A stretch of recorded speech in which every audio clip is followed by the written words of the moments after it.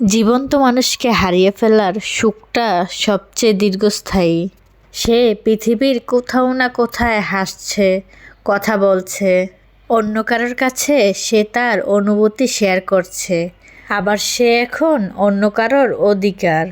শুধু সেখানে আপনার কোনো অস্তিত্ব নেই।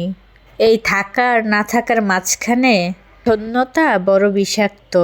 আসসালামু আলাইকুম আমার প্রিয় ভাই বোনেরা, আপনারা সবাই কেমন আছেন? আশা করি অনেক অনেক ভালো আছেন। আপনাদের দোয়া ভালোবাসা আলহামদুলিল্লাহ আমি অনেক ভালো আছি।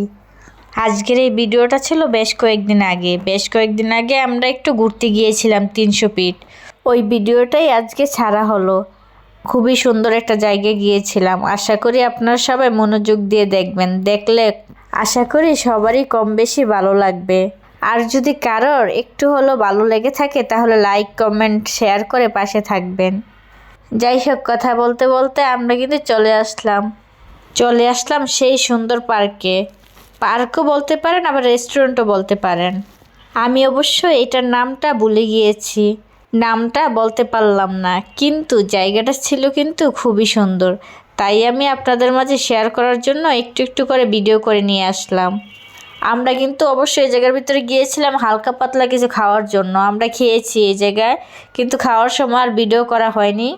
আমরা ওই জায়গায় খেয়েছিলাম চিকেন ফ্রাই আর হচ্ছে মিট বক্স। খাবার যেমন তেমন, জায়গা কিন্তু খুবই সুন্দর ছিল। খাবার আমার কাছে বেশি একটা ভালো লাগেনি, কিন্তু জায়গাটা ছিল আমার মনের মতন। ছবি উঠানোর জন্য অনেক সুন্দর সুন্দর প্লেস ছিল। এই জায়গায় কিন্তু এরকম ছোট ছোট ঘর করে রাখা হয়েছে। আবার এরকম উপরেও বসার জায়গা আছে। আপনারা চাইলে উপরেও বসতে পারেন, আবার নিচেও বসতে পারেন। এই জায়গায় সবাই ফ্যামিলি নিয়ে ঘুরতে যায়।